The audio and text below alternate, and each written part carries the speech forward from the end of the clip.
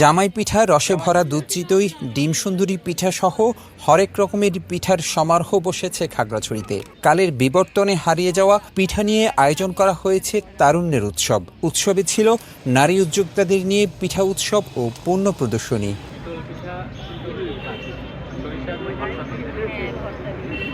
গত বুধবার সকালে এসো দেশ বদলাই পৃথিবী বদলাই এই স্লোগানে জেলা প্রশাসনের সহযোগিতায় মহিলা বিষয়ক অধিদপ্তর ও জাতীয় মহিলা সংস্থার যৌথ আয়োজনে পৌর টাউন হল প্রাঙ্গণে পিঠা উৎসব ও পণ্য প্রদর্শনীর আয়োজন করা হয়।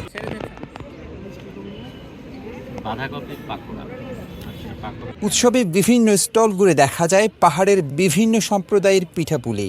উৎসবে অংশ নেয়া নারী উদ্যোক্তারা বলেন, বাংলার ঐতিহ্যের ধারা ধরে রাখতে পিঠার পসরা বসিয়েছেন তারা। এমন আয়োজনের ধারাবাহিকতার কথাও জানান নারী উদ্যোক্তারা।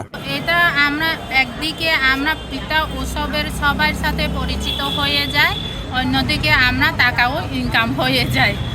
দুই পক্ষে থেকে আমরা এখানে সব কিছু পাওয়া হয় আর কি পাই।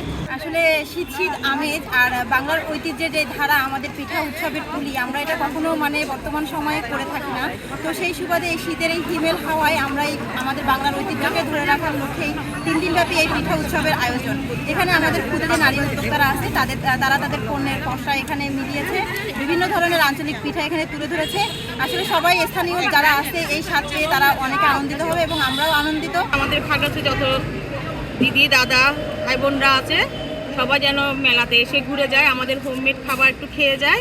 নিজের হাতে গোড়ানো যেমন চাকমা পিঠা, মারমা পিঠা, আর পুডিং বানানো, সবজি পিঠা, এই ডাবের জুস অনেকগুলো দেখলাম, খুব ভালো লাগলো। স্থানীয় পিঠা তরুণ প্রজন্মের কাছে তুলে ধরার পাশাপাশি নারী উদ্যোক্তাদের উৎসাহ দেওয়ার জন্য এমন আয়োজন করা হয়েছে বলে জানান আয়োজকরা। পিঠাগুলো আমাদের কালের আবর্তনে হারিয়ে যেতে বসেছে কিছু ঐতিহ্য। তো এখানে বিভিন্ন জাতি সম্প্রদায়ের ঐতিহ্যবাহী পিঠা, যেমন হচ্ছে মারমা পিঠা আছে, চাকমা পিঠা আছে, কলা দিয়ে মিশ্রিত কলা পিঠা আছে, বিন্নি চালের সাথে তৈরি। তো এই পিঠাগুলো অনেকেই চিনে না, এখন আজকালকার বাচ্চারা চিনে না, আগে হতো। সেগুলো আবার উঠে এসেছে এই পিঠা উৎসবে। এগুলো দেখে আমার খুবই ভালো লাগছে। সুন্দর আয়োজন, এরকম উদ্যোগ আমাদের প্রায়ই নেওয়া উচিত। এখানকার যে ঐতিহ্যগুলো আছে,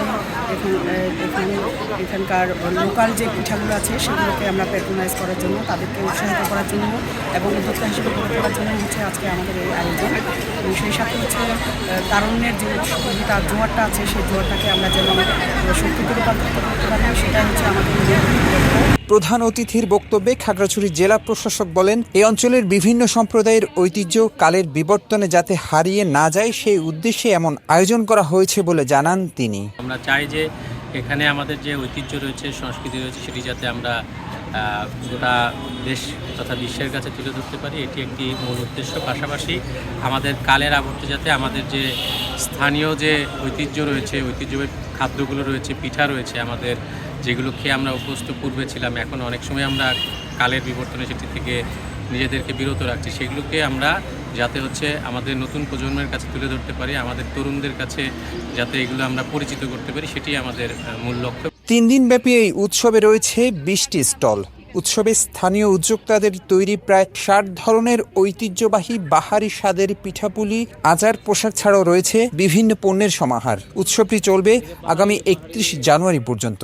সকাল 10টা থেকে রাত 8টা পর্যন্ত দর্শনার্থী ও ক্রেতাদের জন্য উন্মুক্ত থাকবে এই আয়োজন।